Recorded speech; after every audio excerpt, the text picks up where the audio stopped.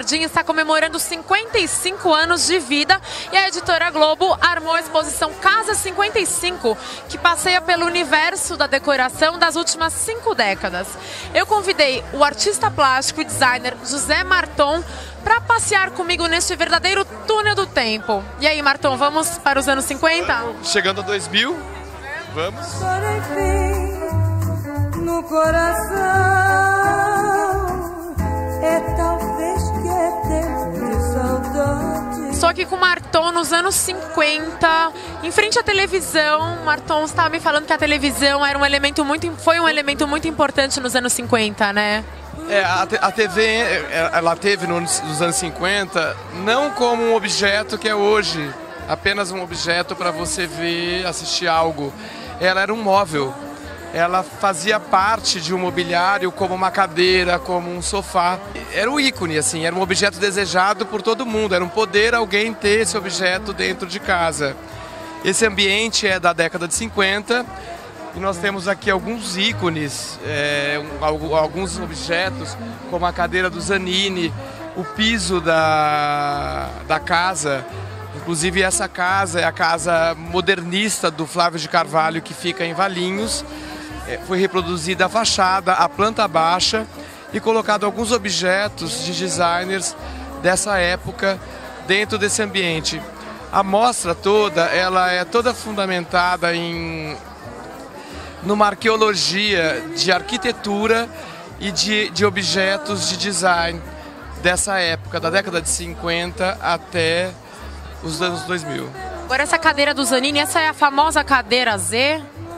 Sim, é uma cadeira, essa é especial porque é vintage, é uma peça que não é reproduzida, é de um colecionador, tem muitas peças na mostra que são de colecionador. Nós conseguimos ter isso assim, com muito custo. E agora, os anos 50, uma coisa muito comum entre as peças, você até estava falando que a televisão ela era um móvel, e ela era mesmo porque ela tem os pés, né? Esse pé palito, ele era muito característico, né, dos anos 50? Tinha isso na década de 50, o pé palito, e na década de 50 o Zanini também começa a fazer um trabalho de design. Ele cria a Z, que é uma indústria de móveis, e a intenção dele é popularizar o mobiliário, popularizar, na verdade, o design, não o mobiliário, que foi uma ideia genial, mas pouca absorvida, porque as pessoas não tinham cultura o suficiente para entender essa ideia dele. E essa história se falava muito em corrida espacial na década de 50, né?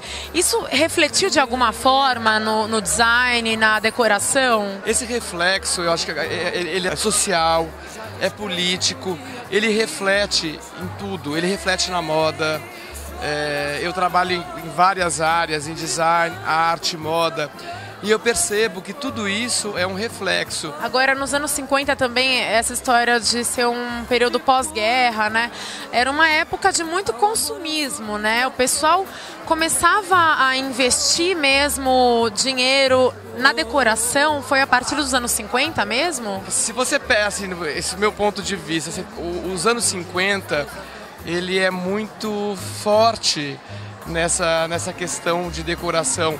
Você vem depois de uma revolução industrial, onde os designers começam a criar. É uma época em que teve o pós-guerra, o dinheiro começa a aparecer novamente e as pessoas começam a querer coisas.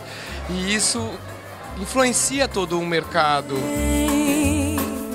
No coração abrigou a tristeza de ver tudo. Tô aqui com o Rafael Serradura, o responsável pela iluminação toda aqui da exposição. Como foi para conceber todos esses ambientes? Foi todo um estudo, né? Da mesma forma que o Marton fez um estudo de releitura de cada ambiente, nós também fizemos um estudo para locação, desenvolvimento, efeito, mas de uma forma geral nós estamos hoje em 2008, né? Então a gente fez com que o ambiente, na época que não tinha os recursos de iluminação que nós temos hoje, a gente pudesse fazer a integração da luz de todos os ambientes, onde você pudesse caminhar e ter essa variação. Foi bem legal. A própria dor revelou o caminho do amor e a tristeza acabou.